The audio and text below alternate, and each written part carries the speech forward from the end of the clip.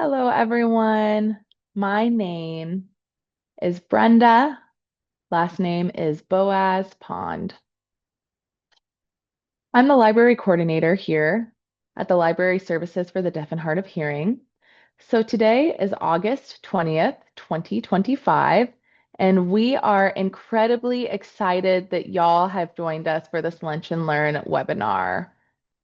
So we call this the Library Lunch and Learn. It's called, the sign that we use for it is L3. But I want to thank you guys so much for joining us today. We are so excited to welcome Lead K of Tennessee. Our representatives here for Lead K are Jenny Partain. We also have Shar Scully. Joining them, we have Amy Farrell. And lastly, we have Tracy Duncan. So the four of them will be sharing their insights and experiences on Lead K. So Lead K stands for Language Equality and Acquisition for Deaf Kids. This initiative works to ensure that deaf and hard of hearing children have full language access starting from birth.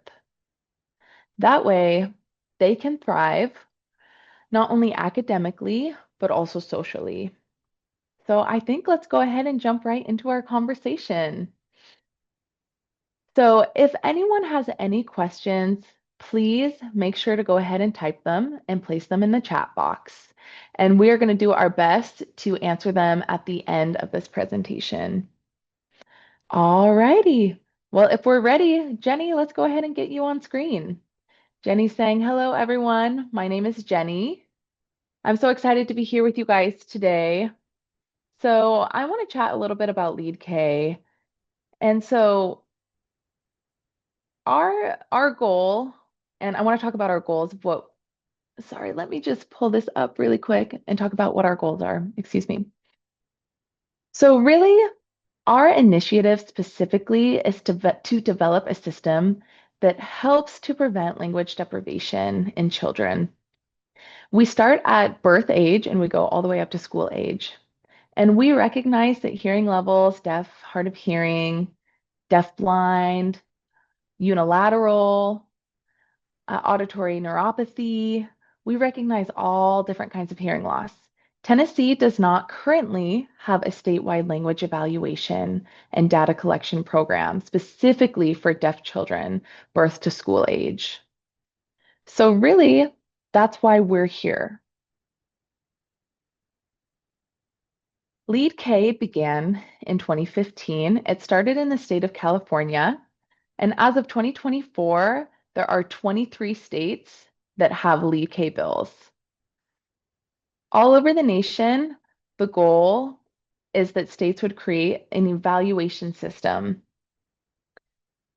that would, first of all, consistently and regularly evaluate language, developmental and milestones, monitor each child's language and learning, track each child's language over a long period of time, identify language gaps, and provide immediate intervention. So all of this information is given to families to make informed decisions about their child's language learning journey and also to share with their team.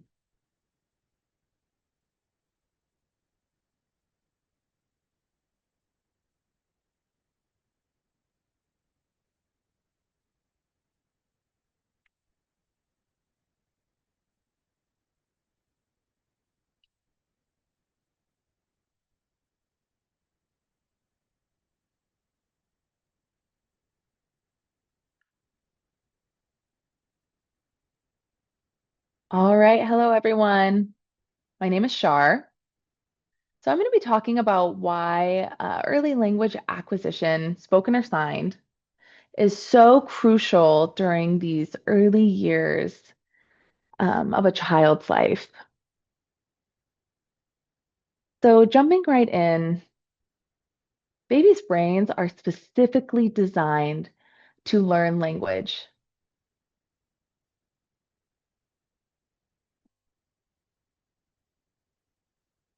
So all babies around the world, there's evidence that show and research that shows that and it's over 30 years of research that shows that all over the world, babies are learning one, two, three, or more languages simultaneously. So that includes both spoken and visual languages. The goal is to prevent language deprivation. There's two different signs that I'll be using and I want to show you. So 0 to 3, the identification journey begins. The environment is void of an environment of a rich, incidental language learning opportunities. And then here's also another sign for language deprivation from ages 3 to 5. That can include specifically decisions to purposely withhold specific language learning opportunities in favor of choosing one.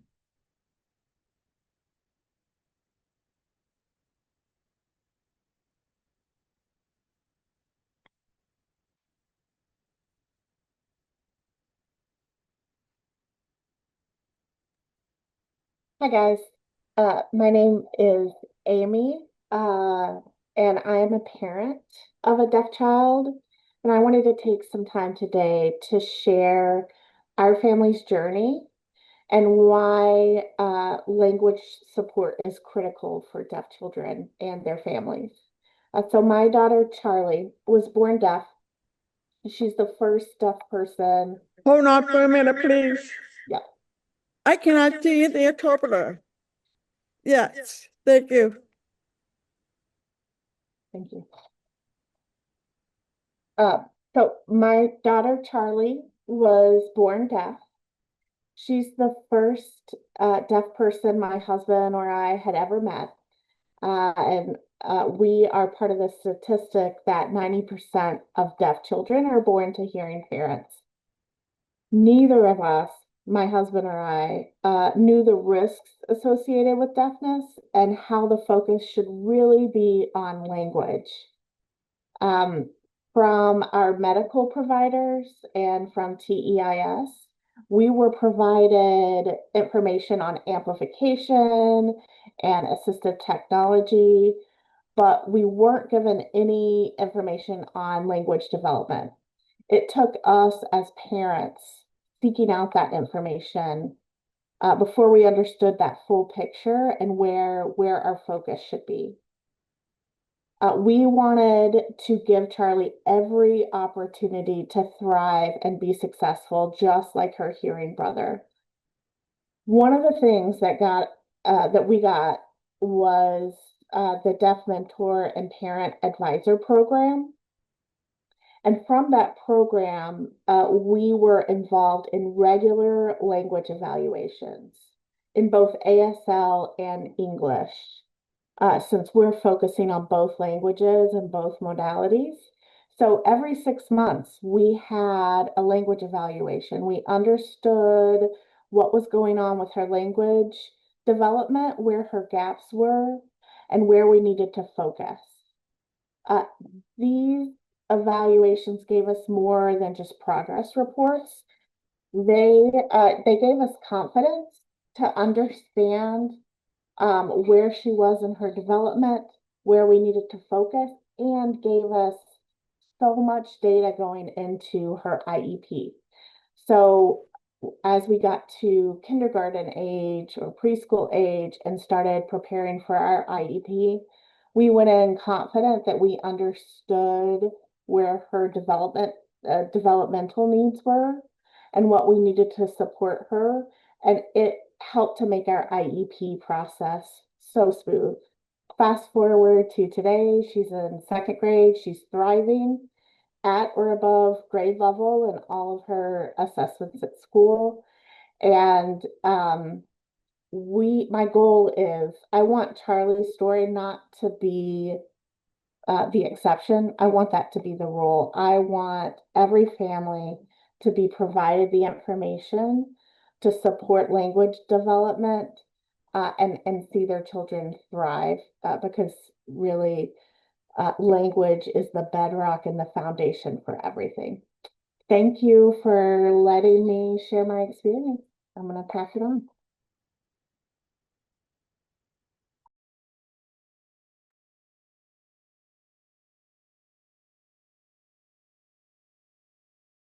All right, and back to Shar.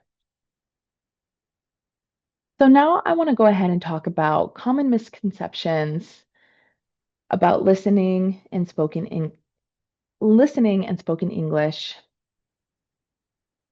sign language, and bilingual approaches. So one misconception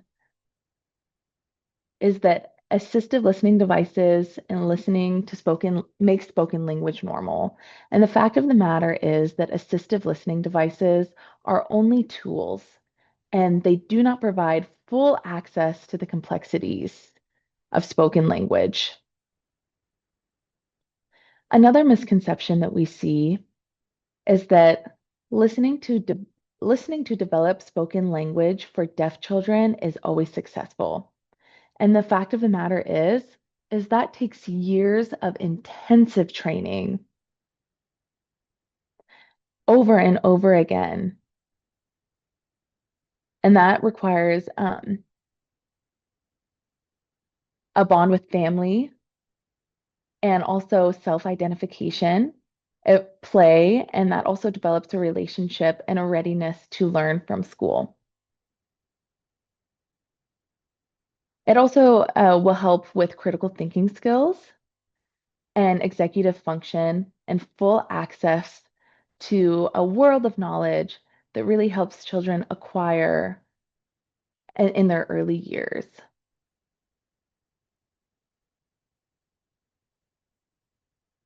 So one other misconception that we see is that learning sign language prevents a child from learning and listening to speak. And contrary to that, we see sometimes literature will say that that is the case, but we have noticed that acquisition of sign language does not harm spoken vocabulary acquisition. Another misconception is that children learning multiple languages, bilingualism, confuses and prevents the development of foundational language. And the fact of the matter is that bilingual infants are ready to distinguish their two languages.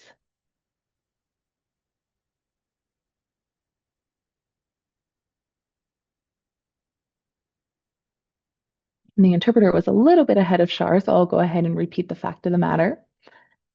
And again, the fact is that bilingual infants, evidence shows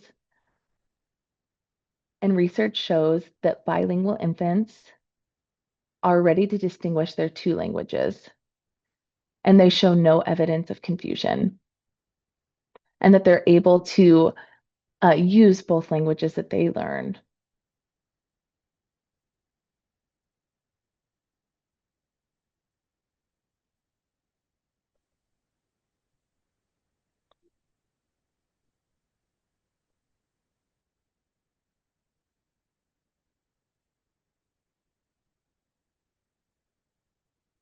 All right, hello again, this is Jenny.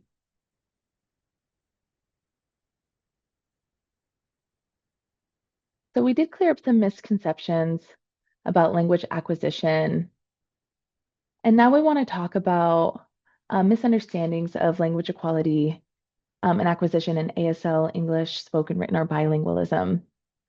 So Lead K advocates that each state would create a statewide and comprehensive system for language evaluation.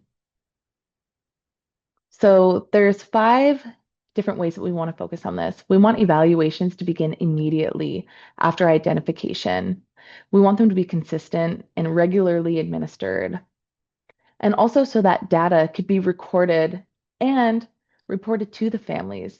And that way, with that information, the family is able to decide who to share that information with on their child's team. Next, evaluations are designed specifically for deaf children. Each language that they use is evaluated.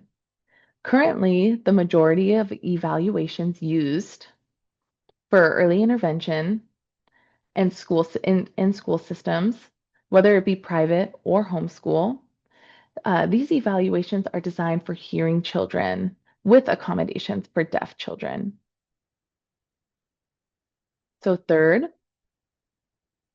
evaluations will be administered by experts who have specialized training and fluency in American Sign Language, bilingual and English modalities, and have years of experiences working with the deaf pediatric population.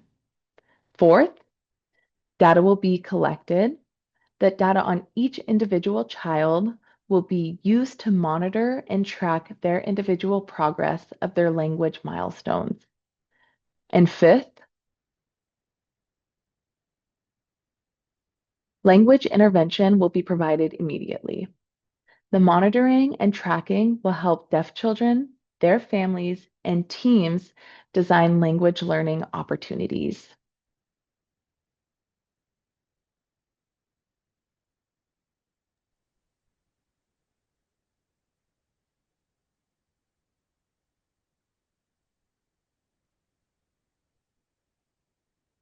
We'll just wait for the interpreter to be spotlit as well.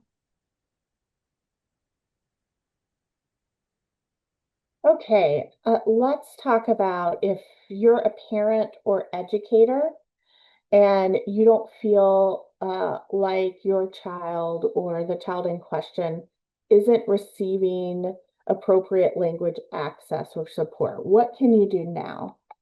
There's a couple of things I'll talk through. First, reach out to either your IEP team or your TEIS coordinator and make sure there are language specific goals in your IEP and that they're using whatever language evaluations that you have. Again, Tennessee doesn't have specific evaluations for deaf children, but get what you can use now and assess what their gaps are in ASL and English. And make sure that they treat each language separately. So English evaluation and then a separate ASL evaluation and a plan and specific goals for each language. Another thing you can do is reach out to TSD's parent outreach program to see if you can be a part of the Deaf Mentor Parent Advisor Program. And if that's something that you're interested in, reach out to our email that we'll share a little later so that we can give you contact information before we leave today. For educators, ensure that you're evaluating and thinking through that child's needs in each language, again, separately. So ASL and English. Seek out information on language deprivation and its impact. We've got plenty of resources and studies to share, so also a great excuse to reach out and contact us.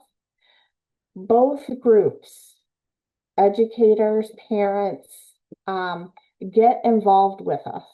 Share your experiences and share them specifically with your state legislators.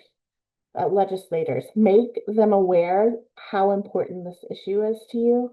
Personal stories, especially from parents, educators, community members that have experienced or seen language deprivation and its impacts, they're so meaningful and they really put a person and connect that to the issue. So it's not just words on a page. So help us, make sure to share your stories and get them out there. All right, I'm going to turn it over to Tracy. Thank you.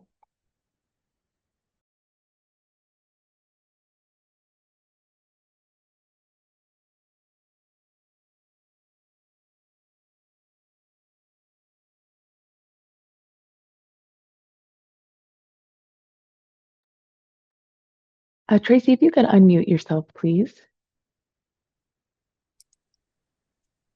Thank you. I appreciate that. what's next for Lead K, and that's in terms of our goals as well as any legislative activities that we might be pursuing.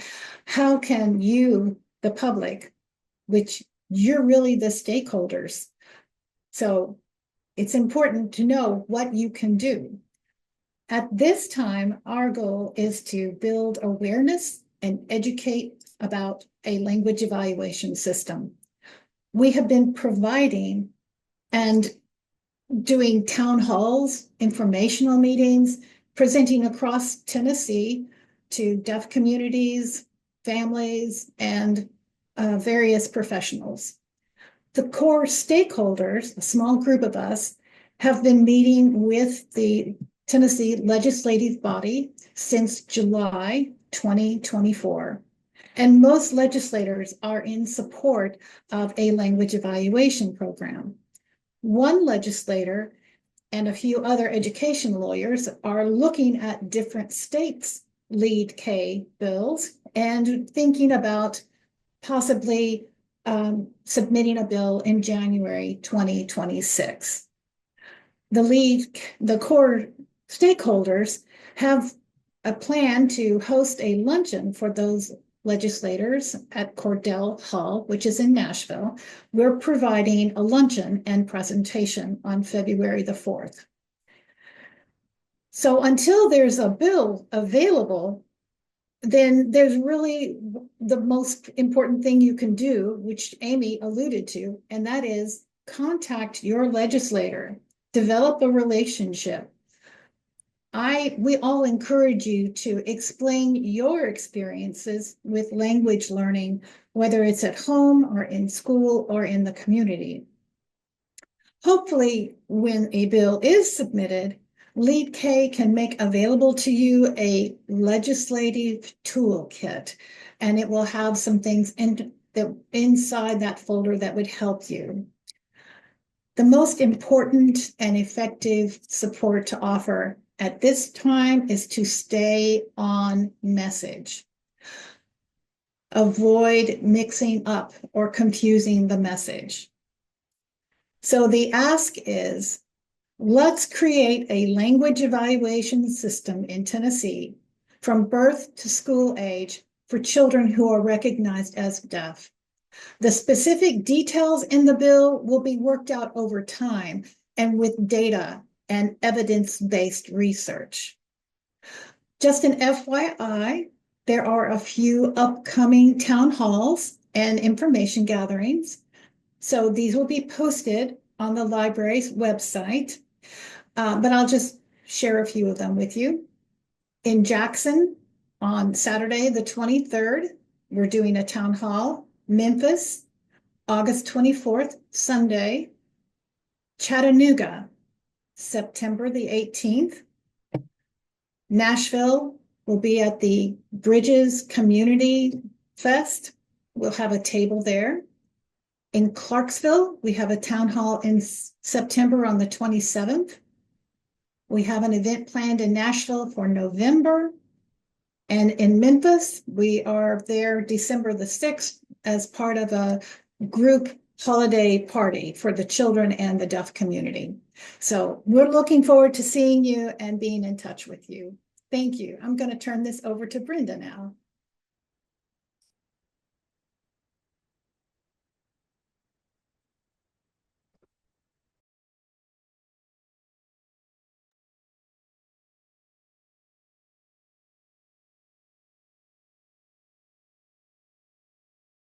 All right. Hello again, everyone. We are staying right on track with our timing. Right now, we want to open up to you guys. If you have any questions, please go ahead and feel free to either type it in the chat box, or if you wanted to turn your video, your camera on, feel free to do so. And we do have an interpreter here for us that is available for you. You're more than welcome to go ahead and voice for yourself, and the interpreter will sign for you, or sign and the interpreter will voice for you. So here we are, just open floor questions. Hi, Tracy, it's Beth. How are you doing? I did have a question. So I love what you said about definitely staying on message and staying on track. do you happen to have maybe just a one pager that somebody could print out, or something we could even provide when we went to events, that kind of thing, that just says, hey, here's the message that we're trying to get out, just so we keep it clear, we keep it consistent? Is that something that you guys are planning on coming up with, or that you have in the works already? This is Tracy. I can assure you we have that material. We have that literature. And I am more than happy to share it with anyone. It appears on our Facebook page. I send it out in an email. We provide follow-up for every town hall, which includes all of that same information. So feel free to contact us, and we will be delighted to give you specific details. You can visit us at the Bridges Community Fest, and that literature will be printed in paper. Most people don't want paper. Most people want electronic. So whatever your preference, we'll be happy to share that. Thank you so much, Tracy. If you can send that to Brenda, then when we send a follow-up on email out to everybody that attended today, we can go ahead and include that in case they're interested.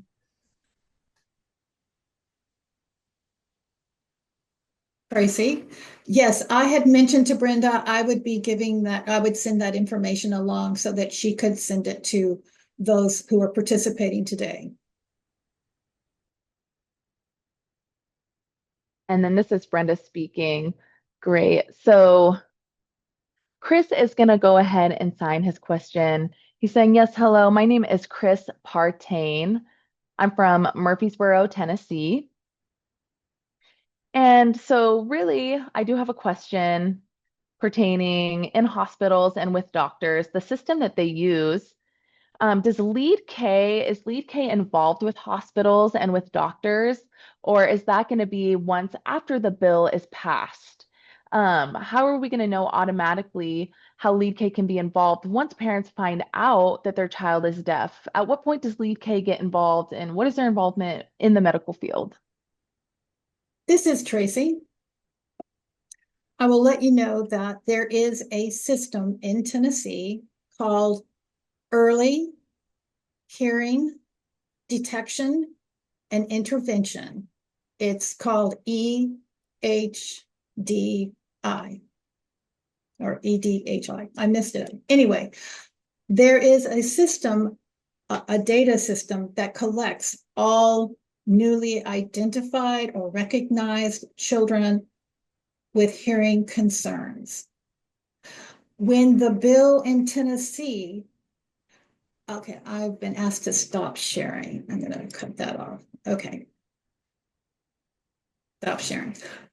So when the bill for Lead K, a language evaluation system, is implemented in Tennessee, those are the details that would be worked out.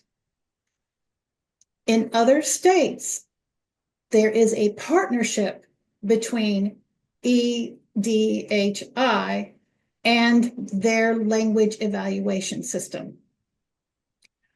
Although there are 23 states with language evaluation programs, none of them are the same. They're very unique to their state and their system of services to families.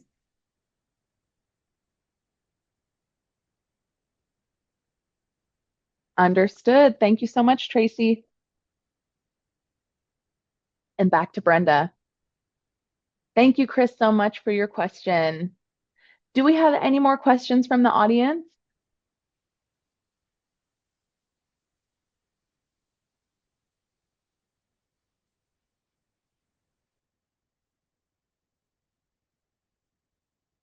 Okay. Well, if we do not have any more questions, please know that you are always welcome to email us here at the Library Services for Deaf and Hard of Hearing, and we can relay that to the Lead K team. And after this is done, we're going to go ahead and follow up with you guys with the most up-to-date information. Please, in the chat box, if you haven't yet put your name and where you're from, please go ahead and put that information in before you leave. All righty, so looking here, I do have a few announcements. So Lead K does have a flyer that is on the library for the deaf and, excuse me, library services for the deaf and hard of hearing website. It looks like also in Jackson on August 23rd, there's going to be an event held there, and that's going to be at, one second, Brenda, for the interpreter.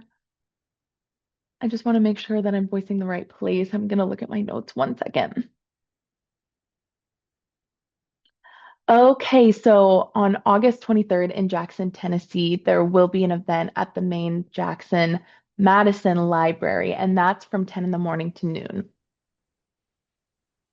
And then after that in Memphis, there will be an event on August, excuse me, a meeting on August 24th. That's a Sunday, and that's going to be at Kirby Wood Baptist Church, and that's going to be from 11:15 a.m. to 12:45 p.m. In Chattanooga, there's also going to be a meeting on September 18th. That's a Thursday, and that's going to be at Partnership. And so that's going to be from 6 to 8 p.m. Eastern Standard Time. In Nashville, there will be a meeting on September 20th. And again, that's going to be at the Bridges Community Festival. So they're going to have an exhibitor table there. And LSDHH will also have an exhibitor table at that same event. In Clarksville on September 27th at New Life Deaf Church, there will also be a meeting. And back in Nashville, at some time in November, we'll give you specifics later, there will also be a meeting. We want to thank you so much to our representatives, Shar Scully, Jenny Partain, Amy Farrell, and Tracy Duncan. You guys have been a part of such a wonderful and meaningful conversation. Language access is a birthright and not a privilege. We all have a role in making sure that every child gets exactly what they need in order to succeed. So thank you again, everyone, for your time. All right, well, I guess that is the end of our meeting. Oh, it looks like there is one more. If anyone wants to turn their camera on and just say a little hello or goodbye, you're more than welcome to do so. Oh, sorry. If anyone could actually, if everyone could turn on their camera or yeah, there's, excuse me, their video, and we can go ahead and get a picture, that would be great. Beth, maybe you could also say hello while you're here. Yeah, absolutely. I was kind of letting Brenda take the lead. This is Beth. Thank you so much to Lead K. Fantastic job, fantastic team, and obviously fantastic mission. Thank you to Brenda for hosting. You did a great job. And thank you to Shelby for the wonderful interpretation. And thank you to everyone who came. We're really trying to move forward with these. So your feedback on this survey is just absolutely necessary for us to be able to move forward and really provide content that people want to see. So thank you. All right. Thank you, everyone, for joining us. Have a great day. Bye now.